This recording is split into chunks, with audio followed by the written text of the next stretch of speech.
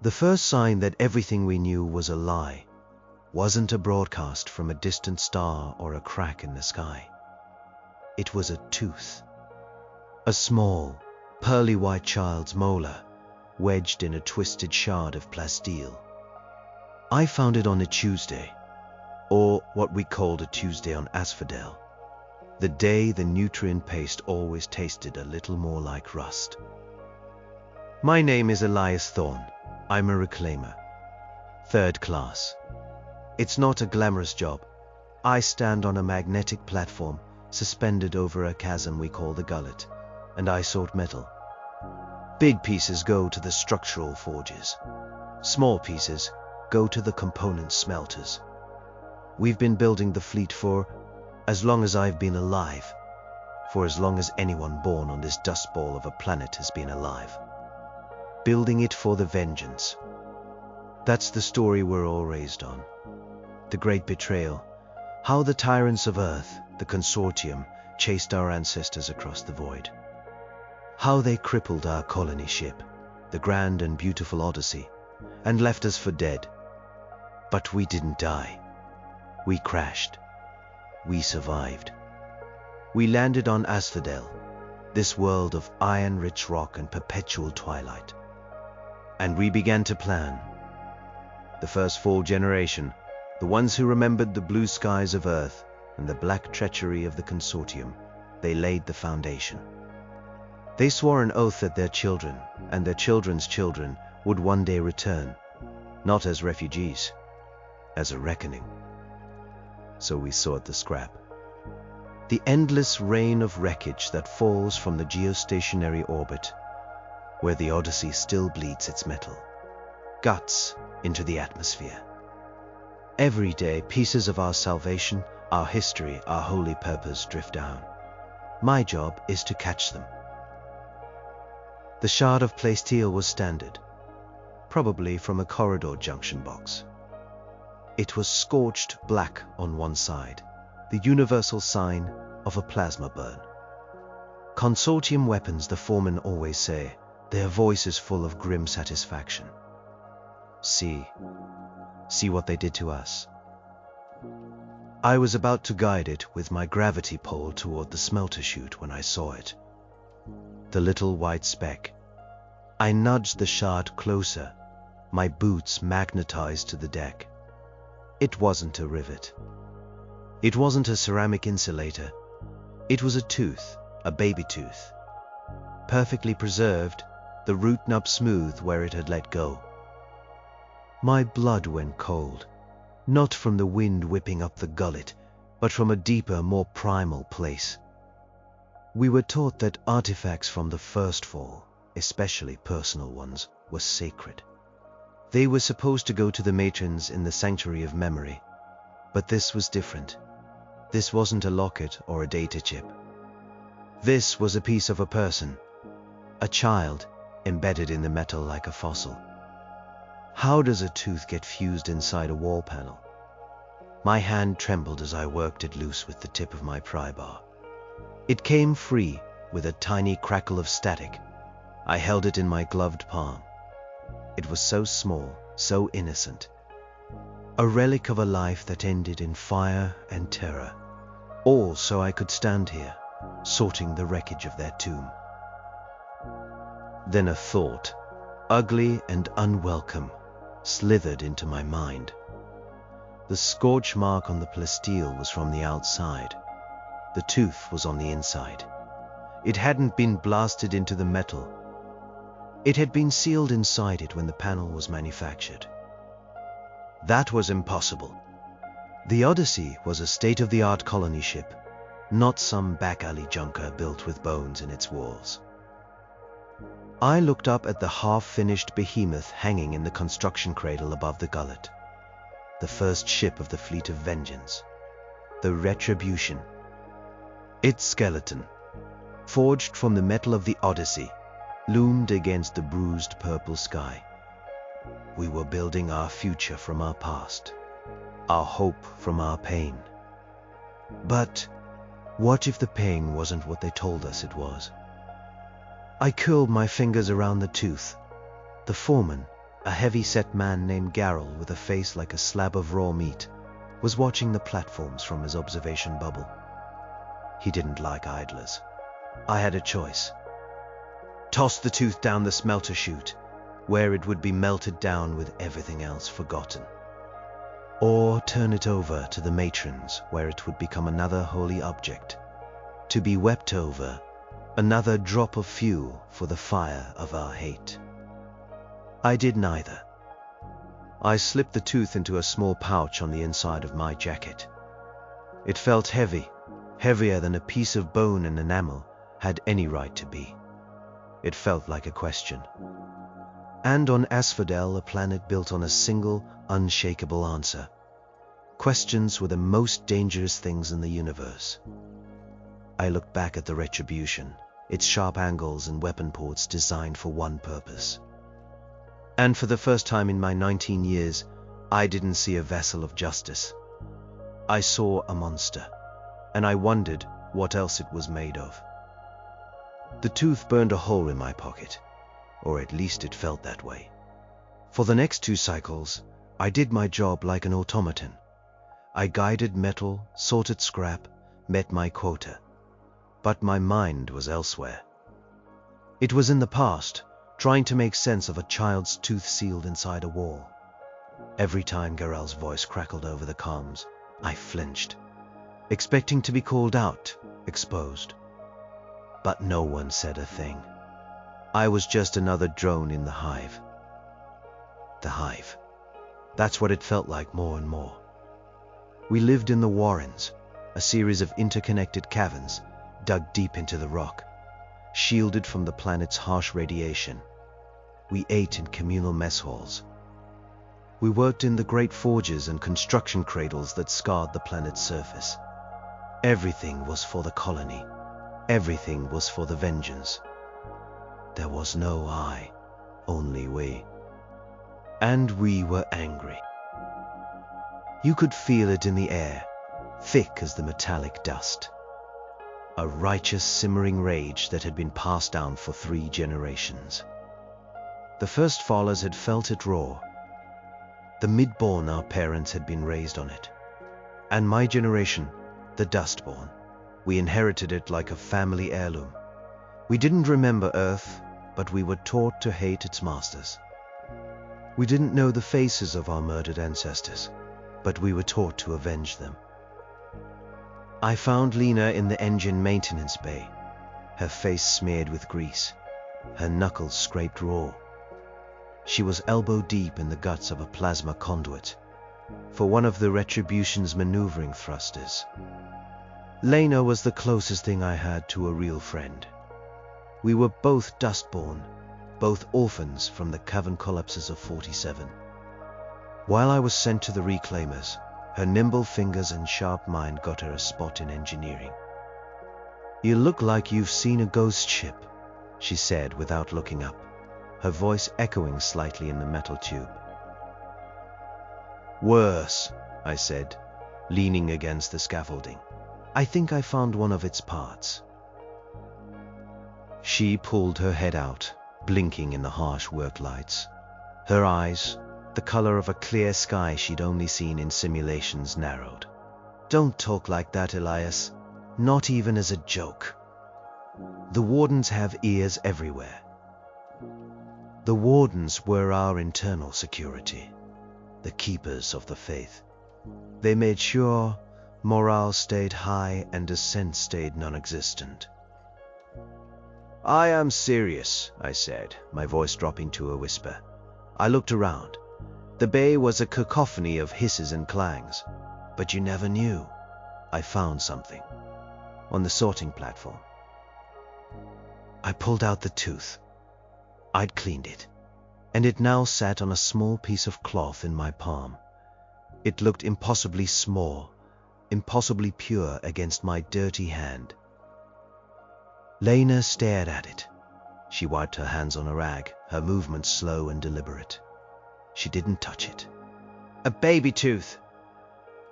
"It was inside a panel," I said, fused in, like it was part of the manufacturing process. Her face went blank.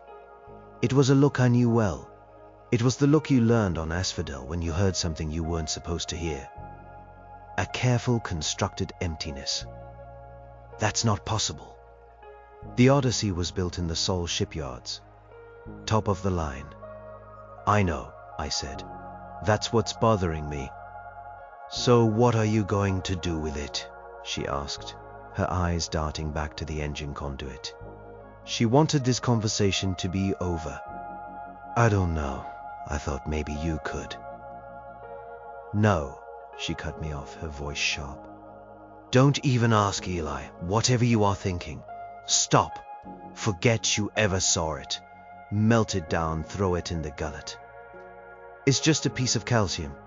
It's not worth getting a visit from the wardens. But what if it means something? I insisted. What if the story of the Odyssey isn't what they tell us? What if you get us both sent to the filtration mines for re-education? She hissed, finally looking at me, her eyes blazing with fear, not anger. The vengeance is all we have, Eli. It's the only thing that gives any of this. She waved a greasy hand at the cavern, at the half-finished ship, at our entire lives. Any meaning. Don't you dare try to poke holes in it. Some things are better left alone. She was right, of course. She was the smart one, the survivor. I was the fool, chasing a ghost. But I couldn't shake the image of that tooth. It wasn't just a piece of a person. It felt like a piece of the truth. And the truth felt different from the story we were told every day. That night in my cramped sleeping alcove, the matron's voice came over the communal speaker, as it did every night. Her voice was old, brittle, but laced with steel. She was a first faller, she remembered. Sleep well, children of Haven, she croaked. Dream of justice. Dream of the fire that will purify the corruption of earth. The retribution is near. The day of our great purpose is at hand. Never forget the betrayal, never forgive. The words were meant to be a comfort, a lullaby of righteous hatred. But as I clutched the tiny tooth in my hand, they sounded like a threat, and I wasn't sure who they were aimed at anymore. Lena's fear was like a cold hand on my shoulder, but the tooth in my pocket was a hot coal. I couldn't let it go. Her warning about the archives had the opposite effect. If the truth was buried, that's where I had to dig. The colony archives weren't a place most people went. They were a dusty, low-ceilinged network of tunnels beneath the main warrens, filled with racks of data crystals and old-fashioned paper schematics. The important stuff, the lore of the Great Betrayal and the schematics for the fleet, were all digitized and accessible on public terminals. But the raw data, the unedited logs from the Odyssey, were kept in the deep archives, supposedly to preserve their integrity. No one cared about them. The official story was cleaner, more inspiring. My third-class reclaimer credentials gave me access to the upper levels for cross-referencing salvaged parts. It was a flimsy excuse, but the warden at the entrance was a pot-bellied midborn named Jorel, who was more interested in the illicit fungus brew he was sipping than my work manifest. He waved me through with a grunt. The air in the archives was stale and cold. The only sound was the hum of the climate control systems and the scuttling of the metal mites that fed on stray energy signals. I moved past the well-lit public sections into the deeper, darker storage areas. The light panels here were failing, casting long, dancing shadows that made the server racks look like rows of ancient monoliths. I needed to find the manufacturing logs for the Odyssey, specifically interior habitat modules. If a tooth was sealed in a wall, it had to have happened during construction, which made no sense. But the evidence in my pocket said otherwise. Finding the right data crystal was like looking for a specific grain of sand on a planet made of dust. The labeling system was archaic, a relic of first faller bureaucracy. After 2 hours of searching, my fingers numb with cold. I found it. A whole section labeled Habitat Module, Fabrication Subcontractor. Ares Macro Technologies. As the name sounded familiar. They were a Martian corporation known for rapid low-cost construction. A strange choice for a top-of-the-line colony ship. I slotted the first crystal into my handheld reader. The screen flickered to life, displaying pages of dense technical data, material compositions, stress test results, power grid layouts. I scrolled through, my eyes scanning for anomalies. For anything, it was useless. I didn't know what I was looking for. Frustrated, I leaned against a rack, my head swimming with numbers and chemical formulas. My quest felt foolish, pointless. Lena was right, I should have just melted the tooth. Then I saw it. Tucked away at the end of a long list of quality control reports was a single flagged file. It was a formal complaint from the Odyssey's chief engineer to the Consortium Oversight Committee. It was dated just a week before the ship's departure from the Sol system. My heart started to pound. This was it. This was something real. I opened the file. The text was dry, official. The chief engineer, a woman named Heshima, was lodging a protest against Ares Macro Technologies. She cited substandard materials and rushed assembly protocols. But it was the final paragraph that made the hair on my arm stand up. Furthermore, she wrote, we have logged over 200 contamination incidents during the final assembly phase. Unidentified organic matter has been discovered embedded within fused plasteel wall panels and structural supports. While Ares representatives claim these are isolated incidents involving industrial waste products, their refusal to allow a full spectral analysis is deeply concerning. They have invoked a proprietary materials clause in their contract, a clause the Consortium itself seems unwilling to challenge. We are being forced to accept delivery of a vessel that is, in my professional opinion, compromised. Organic matter, fused within wall panels. It wasn't a child's tooth, it was industrial waste. That was the official explanation. But why hide it? Why invoke a special clause to prevent it from being identified? I scrolled down looking for the Consortium's reply. I found it a few files later. It was short and dismissive. Ares Macro Technologies meets all contractual obligations. Your concerns are noted. The Odyssey launch schedule will proceed as planned. Seize these inquiries. Signed, the Consortium Special Projects Division. My mind reeled. The Consortium knew. They knew the ship was flawed, contaminated, and they let it launch anyway. They let our ancestors, our families, board a compromised vessel and fly across the dark. This was worse than the Great Betrayal. The story we knew was one of a sudden, violent act of treachery in deep space. This was something else, a cold, calculated decision made before the journey even began. They didn't just attack us, they sent us out in a coffin. A new kind of anger, colder and sharper than the blind rage I'd been raised on, began to take root in my heart. The vengeance wasn't just for a battle lost in the void. It was for this quiet, bureaucratic evil. I pocketed my reader, the screen's glow feeling like a brand.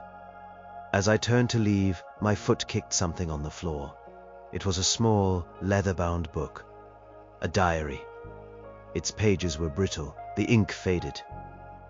It must have fallen from a box of First Fowler personal effects.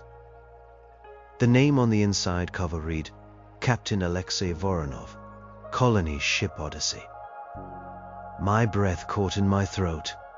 I had found the complaint from the ship's engineer, and now I held the personal log of its captain, the man who had been at the center of it all.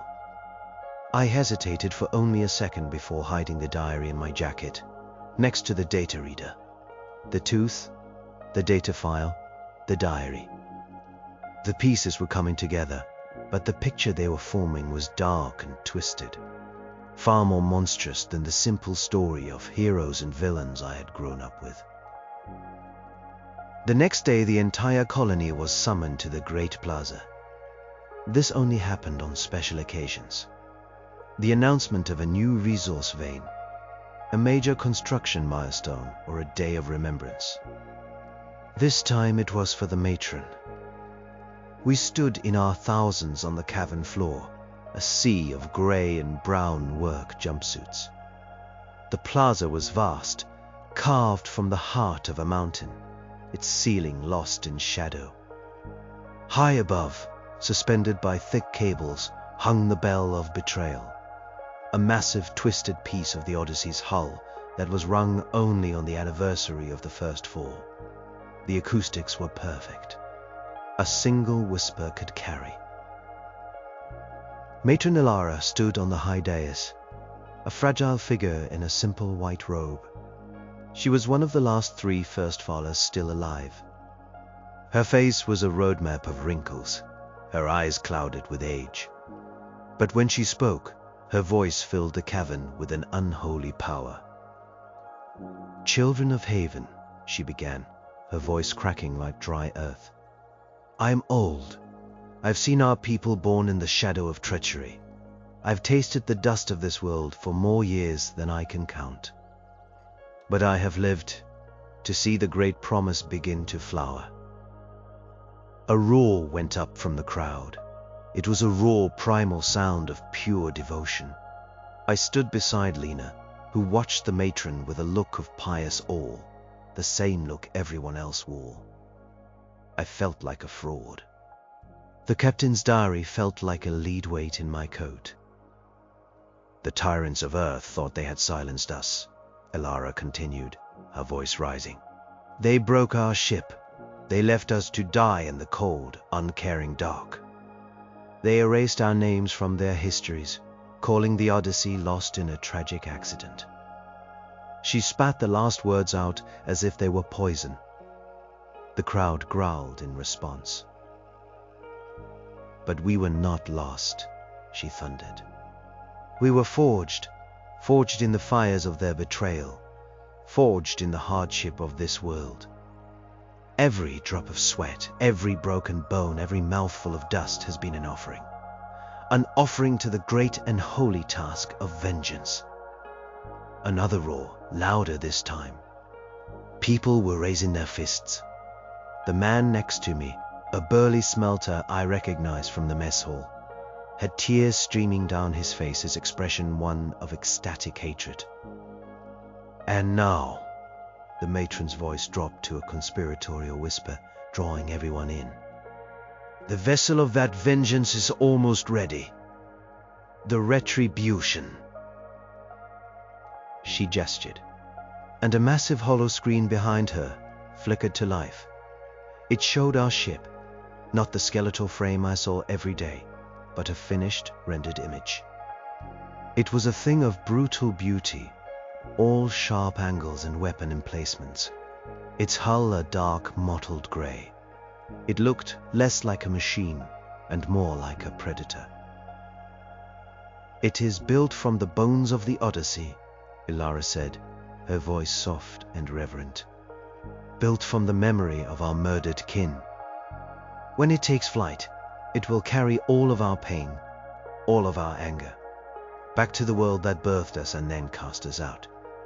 It will be our voice. It will be our fist. It will be our justice." The crowd was a single organism now, swaying and cheering. They were completely under her spell. I looked at the image of the retribution. I thought about the contaminated panels, the organic matter the engineers had found. I thought about the tooth. We were building our fist of justice out of a flawed, compromised vessel. The irony was so thick, I could taste it. Then Matron Ilara did something that froze the blood in my veins. 2 wardens brought a steel case onto the dais. She opened it with trembling hands and lifted out a piece of metal. It was a section of bulkhead, twisted and melted at the edges. But in the center was a child's handprint, perfectly seared into the surface. This, she said, her voice breaking with emotion, was found near the nursery of the Odyssey. A final message. A final message. A final plea. This is why we do what we do. For the children, the Consortium murdered in their sleep. The crowd sobbed. A wave of collective grief and fury washed through the cavern. Lena gripped my arm, her knuckles white. "Do you see, Elias?" she whispered, her eyes shining. "That is why. That is why we must never question." But I was questioning everything. I was looking at the handprint, and all I could think about was the tooth. The stories were so powerful, so perfect. A scorched handprint, a murdered child. It was the perfect fuel for our righteous fire. But what if it was just a story, a tool to keep the fire burning? The official report I'd read said nothing about casualties during the final firefight. It said the ship was crippled, not destroyed. It said they crashed. How could they know for certain how anyone died? As the ceremony ended and the crowd began to disperse, their faces filled with renewed purpose, I felt a profound and terrifying sense of alienation. I was one of them, a child of Haven, but I was no longer a believer. I was a heretic, and in a society built on a single unifying faith, there was nothing more dangerous. I had to read the captain's diary. I had to know what really happened out there, in the dark between worlds. That night, I didn't go to my sleeping alcove. I went to the one place I knew I would be alone. The decommissioned sublevels of the Warrens. These were the first tunnels our ancestors dug, crude and unstable. They were sealed off decades ago, but a reclaimer knows all the back ways, all the forgotten maintenance shafts. I found a small dry chamber and ignited my glow rod. The cold light cast flickering shadows on the raw rock walls. It felt like a tomb. I pulled out the data reader and the captain's diary. I decided to start with the diary. A data file was cold, but a man's private words held a different kind of truth. The leather was cracked and stiff. The first few entries were what I expected. Captain Alexei Voronov wrote of his pride in commanding the Odyssey, the hopes for the new colony, heaven, a place free from the Consortium's overreach and corporate greed. He wrote about the families aboard, the children, the sense of a new beginning. Then the tone began to change. The entries got shorter, more paranoid.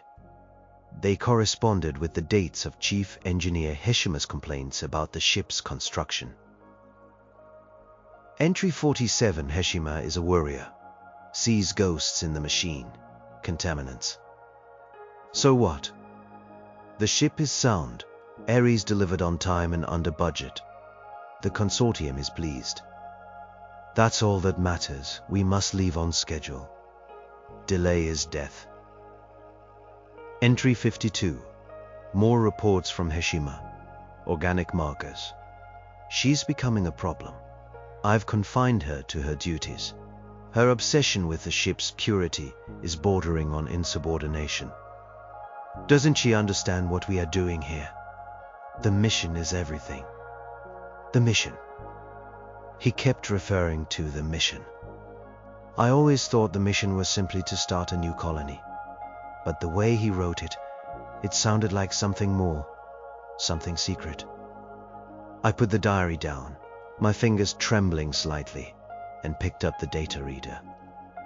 Lena had refused to help me. but she'd once shown me how to bypass low-level security protocols on older data systems.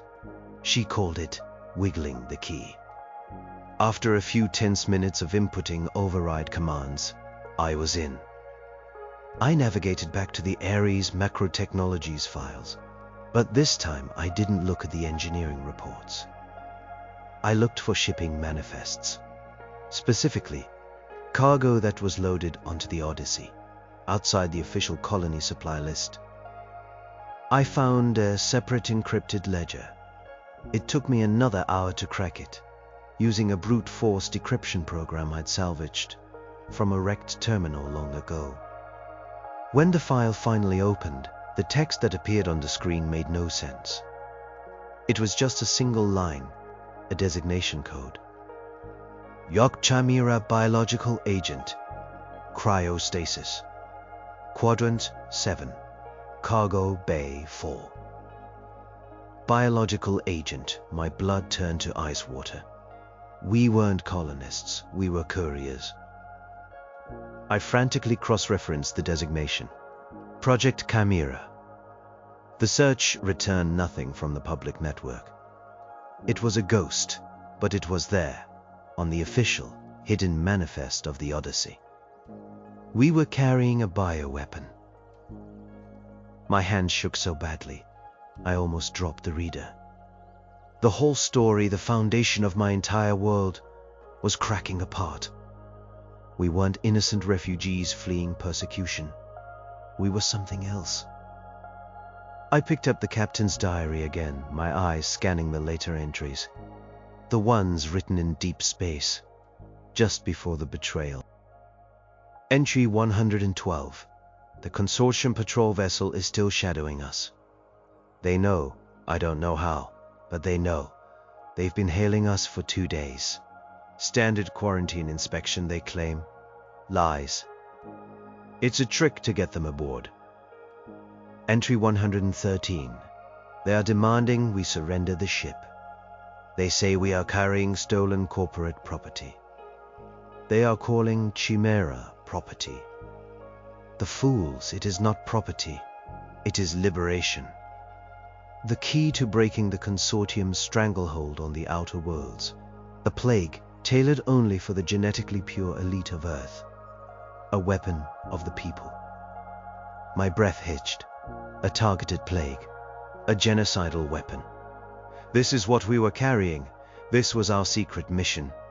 We weren't the victims of the story, we were the villains. The final entry was scrawled, the handwriting almost illegible. It was dated the day of the first fall. Entry 114. They opened fire. All we did. It doesn't matter. Heshima tried to sabotage the drive, screaming about ethics. I had her confined. The ship is crippled. We can't escape. But they will not have it. They will not have the Chimera. I have initiated the Scuttle Protocol. We will make for the planet below. A hard landing. Many will not survive, but the project will survive. The cause will survive. I will tell the survivors that the Consortium destroyed us without provocation. A simple, clean story. A foundation of righteous anger. They will need that hate to survive here. They will need it to rebuild. To finish what we started. The vengeance will not be a lie. It will just have a different reason, a truer reason. I dropped the diary. The little book hit the rock floor with a soft thud. The great betrayal was a lie, a cover story, invented by our own captain to hide his failure, his fanaticism. He crashed the ship on purpose. He marooned his own people. He created a myth of victimhood to serve as the seed for a new army. The first fall wasn't a tragedy. It was a strategic retreat. And the tooth, the organic matter, it wasn't industrial waste. Ares Macro Technologies. A Martian corporation. Mars was the heart of the anti-consortium resistance movements. They hadn't built a flawed ship. They had built a secret weapon. The contaminants, were likely part of the bioweapons delivery system, woven into the very fabric of the vessel, a ship that was also a bomb. The children who died in the crash didn't die by the Consortium's hands. They died because our own captain chose his mission over their lives. The tooth in my pocket was not a relic of their evil. It was a testament to ours. The fleet of vengeance wasn't about justice. It was about finishing the job.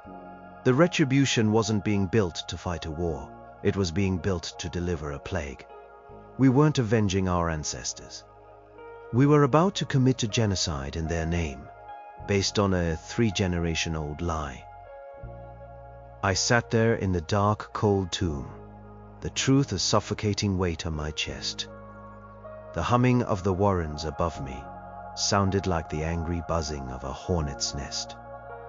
And I, the fool who went digging for answers, had just kicked it. I stumbled out of the sublevels as the shift change siren blared. The corridors were full of tired workers heading for the mess halls, their faces grim with the righteous exhaustion of serving the vengeance. They looked like strangers to me now. Their faith, which I had once shared, seemed like a mass delusion. They were sleepwalkers, marching toward a cliff they couldn't see. I had to find Lena. She was smart. She was a pragmatist. She would know what to do. I found her in the mess hall, picking at her portion of nutrient paste. The fear was back in her eyes when she saw my face. "Elias," she said, her voice low, "you look like death." "I know the truth," I whispered, sliding onto the bench across from her. My voice was hoarse. "All of it. The Odyssey. The betrayal. It's all a lie." I didn't have the diary or the reader with me. I'd hidden them back in the tomb. But I told her everything. The captain's confession. The bioweapon. Project Chimera. The deliberate crash. The creation of the myth. I laid the whole ugly story out on the table between us. And with every word, the color drained from her face. When I was finished, she was silent for a long time. She just stared at her paste, her spoon tracing meaningless circles in the gray sludge. The noise of the mess hall, the clatter of trays, and the hum of conversation faded into a dull roar. "No," she finally said. "It wasn't a denial. It was a plea. That can't be right." "It is," I said. "I read his own words, Lena, the captain. He manufactured our entire history to cover up his own fanaticism." "So the vengeance," she whispered, her eyes wide with horror. "It's not for what the Consortium did to us. It's to finish what he started. To release that plague." "Yes," I said. "The retribution is a delivery system." She pushed her tray away, her appetite gone. "The matrons, do they know?" "Elara was just a girl during the first fall," I reasoned, my mind racing. "She probably believes the story she was told. The captain's lie was perfect. It gave everyone a simple enemy, a noble cause. It united them. It helped them survive. But the lie has grown into a monster. A monster we're about to unleash on a whole planet," Lena finished. She looked around the mess hall at the faces of our friends, our neighbors. The people who had teased us as kids, who had shared their rations when times were tough. They don't know, Elias. They truly believe they're the good guys. They believe they're fighting for justice. "I know," I said. "That's the worst part. We're a cult built around a martyr who was actually a monster." "What do we do?" she asked. And for the first time since I'd known her, she sounded truly lost. The pragmatic, level-headed Lena was gone. In her place was a terrified girl who had just learned her entire world was a lie. "We have to stop them," I said, the words feeling heavy and impossible. "We have to stop the launch." How? She scoffed, a bitter laugh escaping her lips. Are you going to walk up to Matron Ilara and show her the diary of a man she considers a saint? They'll call you a blasphemer. They'll say the Consortium planted the data to divide us. They'll tear you apart before you finish your first sentence. And they'll probably thank the wardens for it. She was right. The truth was too big, too devastating. It would shatter our society. They wouldn't accept it. They would fight to protect the lie because the lie was all they had. Then we can't tell them, I said, an idea cold and terrible forming in my mind, not with words. Lena looked at me, understanding dawning in her eyes. You don't mean... The retribution, I said, my voice barely a whisper. It's engine systems. The plasma conduits. You know them better than anyone. You are a mechanic. You are talking about sabotage, she breathed, the word hanging in the air between us like a death sentence. Sabotaging the fleet.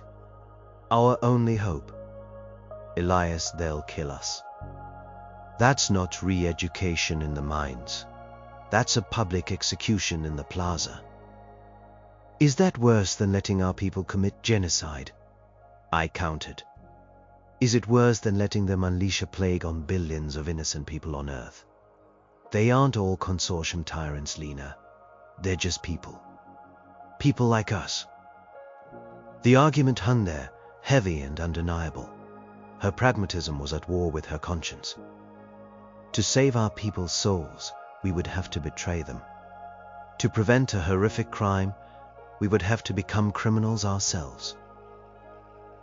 The final diagnostic is in 3 cycles, she said, her voice flat, devoid of emotion. The core will be brought to full power for the first time. The whole system will be vulnerable.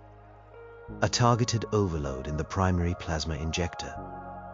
It wouldn't destroy the ship, not completely, but it would fuse the entire engine core. It would take a generation to repair. She had already figured out how to do it. The smart, capable mechanic was back, but now her skills were being turned to a dark purpose. Can you do it? I asked. She looked at me, her clear eyes searching my face. She was looking for doubt, for a way out. I offered none. Yes, she said, her voice firm. I can, but Eli, if we do this, T here is no coming back. We'll be monsters to our own people, hunted for the rest of our lives. Maybe, I said, thinking of the tooth, the captain's diary, and the generations of lies. But at least we'll be the right kind of monsters. The next 2 cycles were a special kind of hell. We went about our lives, our routines, pretending nothing had changed. I sorted scrap over the gullet, the half-finished shell of the retribution, mocking me from above. Lena tweaked conduits and calibrated sensors, her hands working on the very system she was planning to destroy. We were ghosts at our own funeral. Everywhere I looked, I saw the lie. The posters on the cavern walls showed heroic first fathers, defending their children from shadowy consortiums. The lessons piped into the learning creches taught toddlers to chant vengeance for the Odyssey. The hate was a nutrient in our food, a mineral in our water. It was the air we breathed. And we were about to try and suffocate everyone. The true nature of the fleet was horrifyingly clear to me now. The Retribution and the other ships planned after it weren't warships. They were syringes. Their weapon ports weren't for firing lasers or missiles. They were for atmospheric dispersal. They were designed to fly into Earth's atmosphere and bleed Project Chimera into the ecosystem. A quiet, patient death for a planet. And the construction, the use of the Odyssey's wreckage, wasn't just symbolic, it was practical. The organic matter Heshima had complained about. The industrial waste from Ares macro technologies. It wasn't just in the walls, it was the weapon. The ship itself was the delivery system's housing. Captain Voronov's plan had been insidious. By weaving the bioweapon's precursor agents into the very structure of the ship, he ensured it could never be removed without tearing the vessel apart. The Odyssey wasn't carrying a bomb in its cargo hold. The Odyssey was the bomb. And we, in our blind devotion, had been carefully reforging it. We were lovingly rebuilding the weapon that our mad captain had failed to use, all while thinking we were building a sword of justice. The matrons, in their sermons, spoke of the retribution having the spirit of our ancestors. They were more right than they knew. Lena and I met in secret in the humming guts of a ventilation shaft. Her face was pale, her hands fidgeting.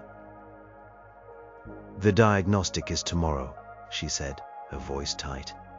"Security will be high, but everyone will be focused on the bridge and the engine core readouts. The primary injector control node is in a secondary maintenance junction. Deck C, Sector Gamma. Not many people go there." "What do you need me to do?" I asked. "Cause a diversion," she said. "A big one. I need about 5 minutes completely uninterrupted. Once I start the overload sequence, it can't be stopped. But if they catch me before I can lock it in, it's over." We looked at a stolen schematic on her datapad.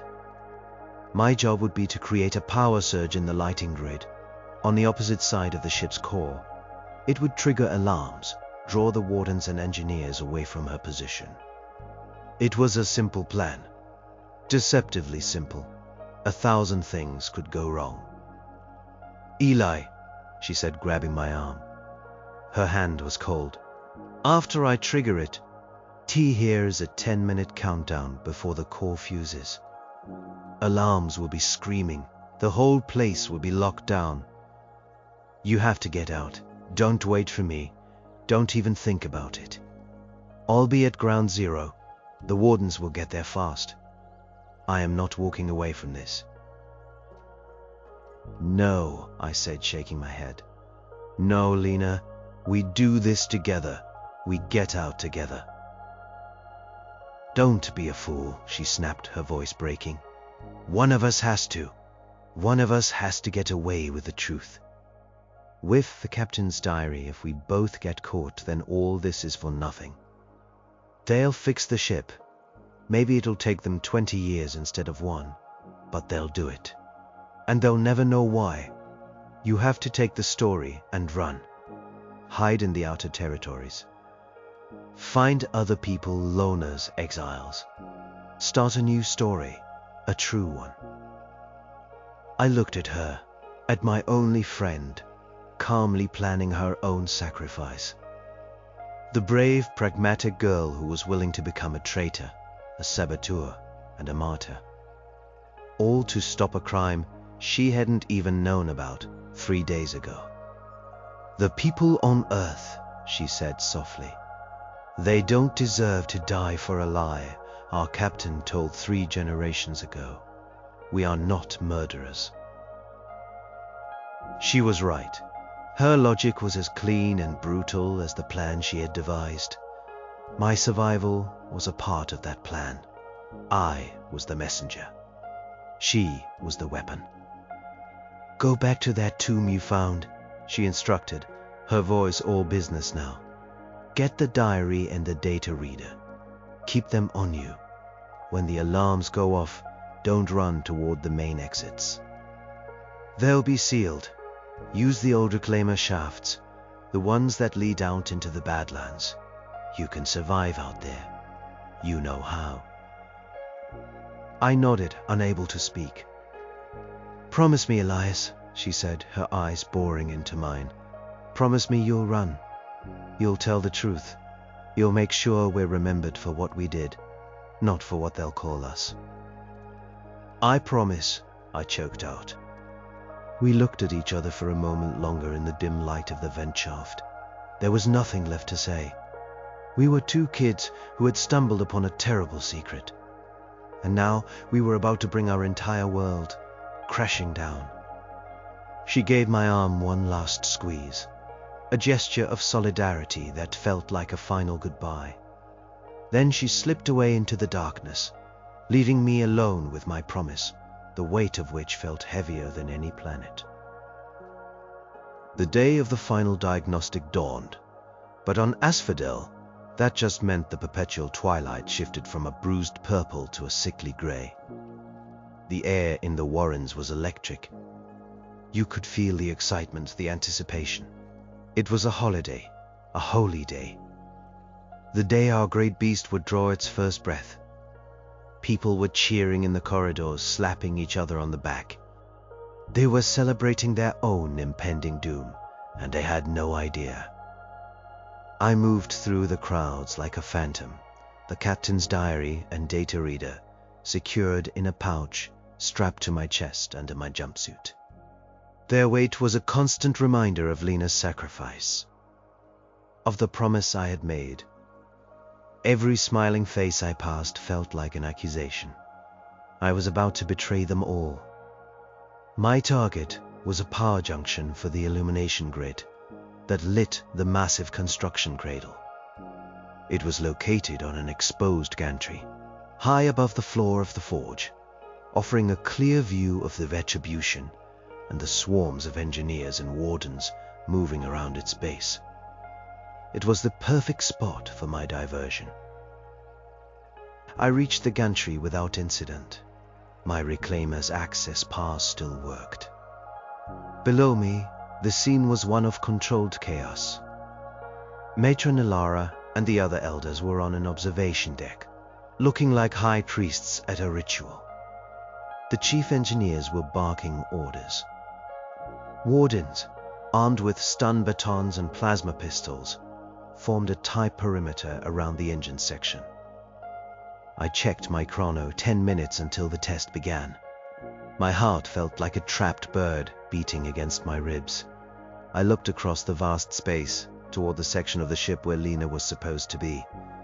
Deck C, Sector Gamma. A place of shadows and pipes. Was she there? Was she ready? Fear, cold and sharp, pierced through my resolve. What if we were wrong? What if the diary was a fake? A forgery planted by the Consortium, just as Lena had first suggested? What if I was about to cripple our only hope, our only defense, based on a lie within a lie?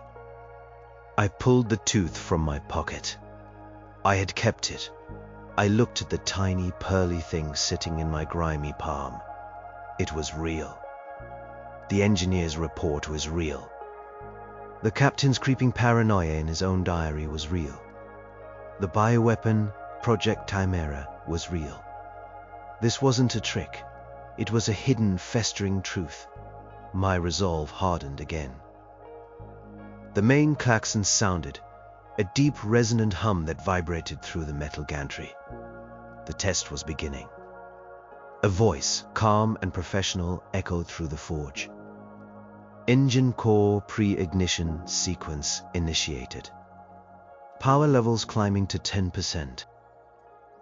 This was my cue. I pulled the cover off the power junction. It was a tangle of thick, insulated cables. My plan was simple. Sever the primary conduit and cross it with the secondary.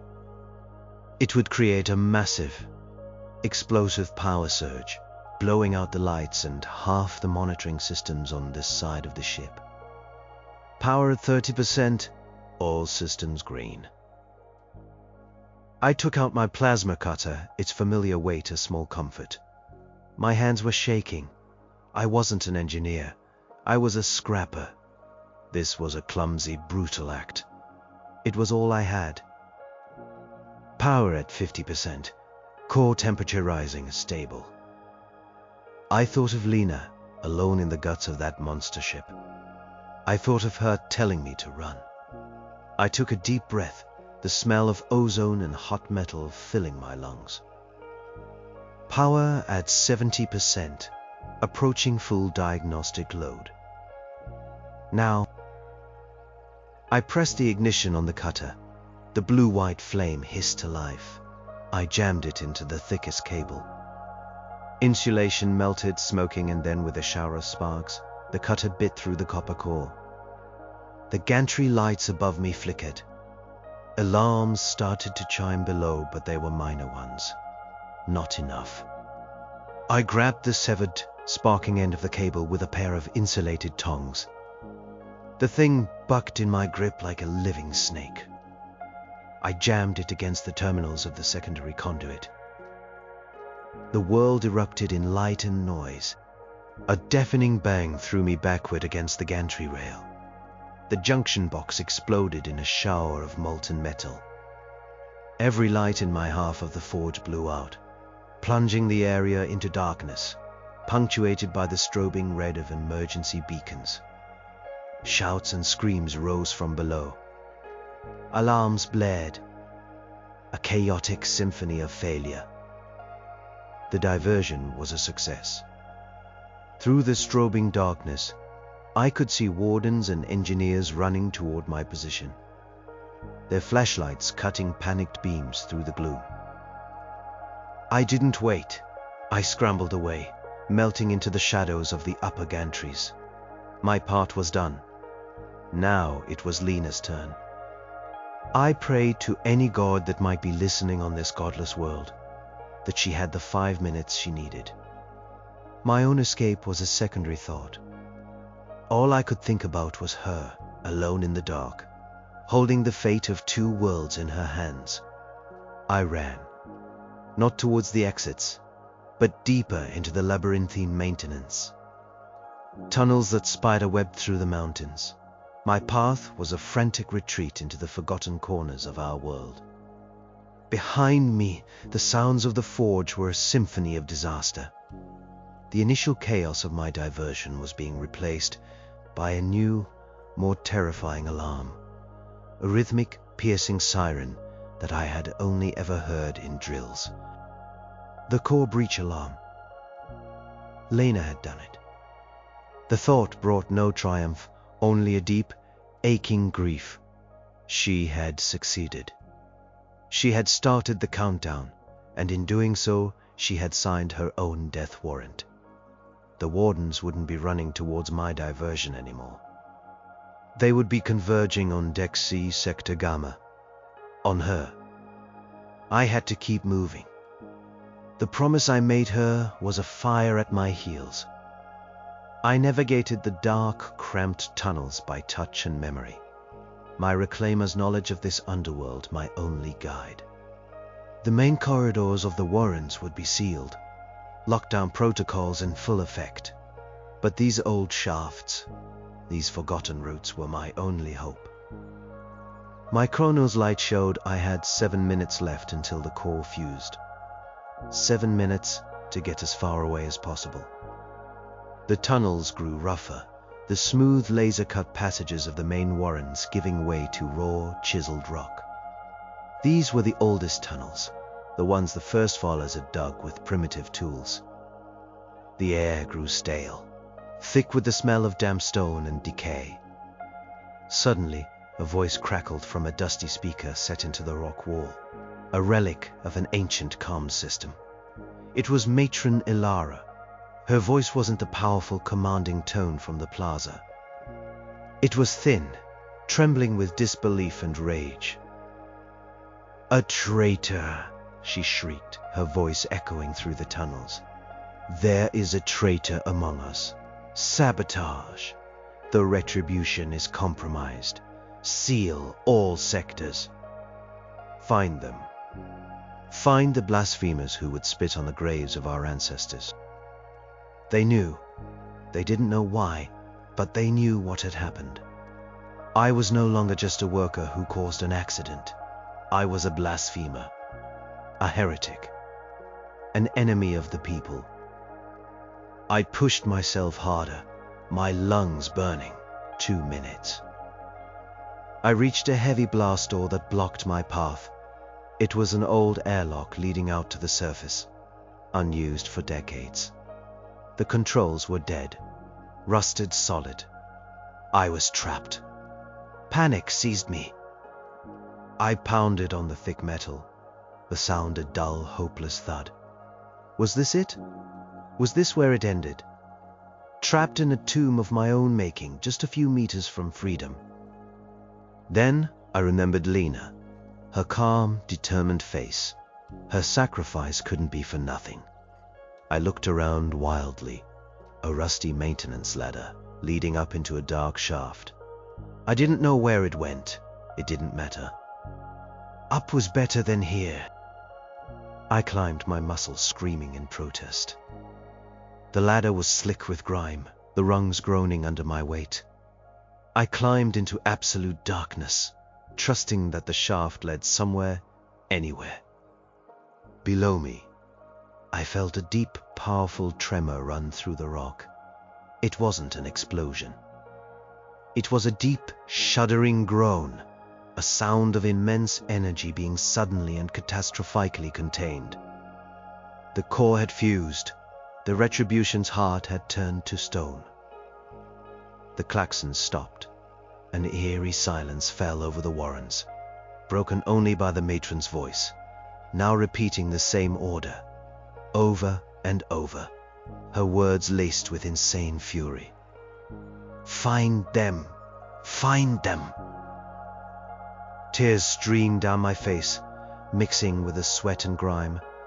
Tears for Lena, for the friend I had sent to her death, for the people I had betrayed, who would now be consumed by a witch hunt born of confusion and rage, for the terrible, necessary thing we had done. The shaft opened into a small observation post, its thick plasteel window cracked and opaque with dust. I kicked open the corroded door and stumbled out onto a rocky ledge. I was outside. The air was thin and bitingly cold. Asphodel's bruised sky stretched out above me, indifferent. I was in the Badlands, a desolate expanse of canyons and mesas that stretched for thousands of kilometers. I was free. I was alone. I looked back at the mountain that housed my entire world. Smoke, black and oily, was pouring from a ventilation port high on its slope. The beast was wounded, crippled. I had kept my promise. I had escaped. I held the truth strapped to my chest.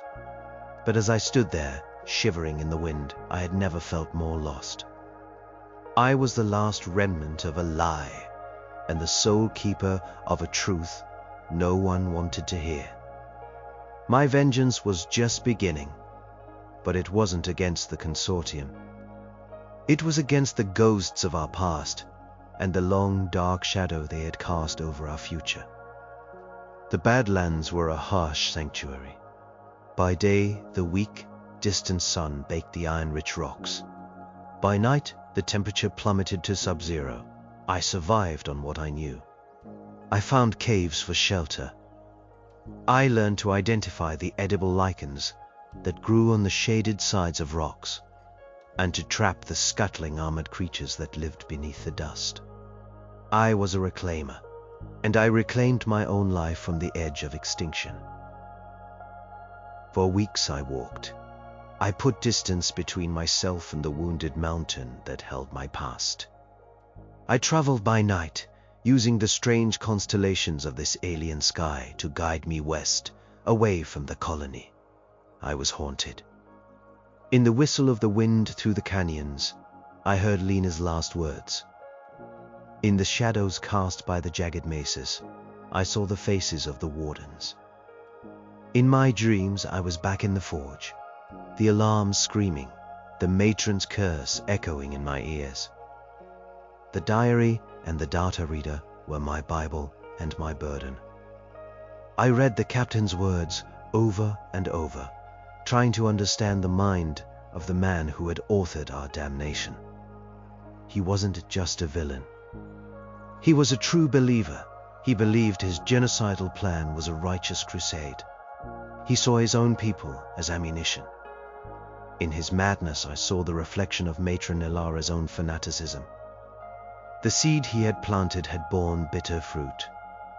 One day, sheltering from a dust storm, I finally managed to power up the data reader, using a crude solar. Still, I had jury-rigged. I'd bypassed the colony's network and tried to access the deep space relays. I wanted to see if any hint of our story, the real story, existed outside our isolated world. I found it buried in an old public access news archive from the Sol system, dated just after the Odyssey disappeared. The official Consortium report. It called the ship lost, presumed destroyed, following a catastrophic engine failure. There was no mention of a battle, no mention of a bioweapon, just a tragic accident. The Consortium had helped write the lie. They had their own secrets to protect. Admitting a stolen bioweapon had left their system, and that they had failed to contain it, would have caused mass panic. So they swept it under the rug. Lost. A neat and tidy explanation. Captain Voronov and the Consortium, enemies in a secret war, had conspired in a lie that served both their purposes. The truth had been buried from both sides. Weeks turned into months. My grief for Lena slowly cooled, from a raging fire to a bed of hot coals. A constant, burning ache in my chest. My purpose became clearer. She hadn't died, so I could simply survive. She had died so the truth could. I started finding signs of other people. The ashes of a cold campfire, a discarded water bladder. There were others out here. Exiles, runaways, independent prospectors. People who, for one reason or another, couldn't or wouldn't live in the rigid structured society of the colony. I found them in a hidden canyon, a small settlement of a few dozen people they called Free Haven. They were wary of me at first. A stranger stumbling out of the wasteland. But when I told them I was a fugitive from the colony, their suspicion turned to curiosity. These people were the descendants of the original dissenters. The ones who had questioned Captain Voronov's story from the beginning, who had been quietly forced out into the wilderness generations ago. They lived by a different creed. Question everything. I told them my story. I showed them the diary. I showed them the data files. I sat with their elder, a woman with a face like cracked leather named Sabin, and I told her about the tooth, about the bioweapon, about Lena's sacrifice. They listened. They didn't call me a blasphemer. They didn't try to execute me. They saw the proof, and they absorbed the truth, their faces grim. They had long suspected the official story was a fabrication, a tool of control. Now they knew the horrific extent of it. "The colony isn't lost," Sabin said, her voice raspy from the dust. "It's imprisoned by a ghost." The future I saw then was not one of escape. It was one of return. Not with a fleet of vengeance, but with the truth. It would be a different kind of war. A war of ideas, not of weapons. It wouldn't be won in a day or a generation. It would be a slow, patient process of planting seeds of doubt, of smuggling the truth back into the world that had banished it. We would become a counter-myth. A whisper of rebellion against the roar of holy war. My name is Elias Thorne. I was a reclaimer, a saboteur, a fugitive. Now I am something else. I am a keeper of a story. Lena's story. The true story of the lost colony. We weren't lost. We were led astray. And now our long journey home was just beginning. Not to Earth, but to ourselves. The fight for the soul of humanity on Asphodel had just begun.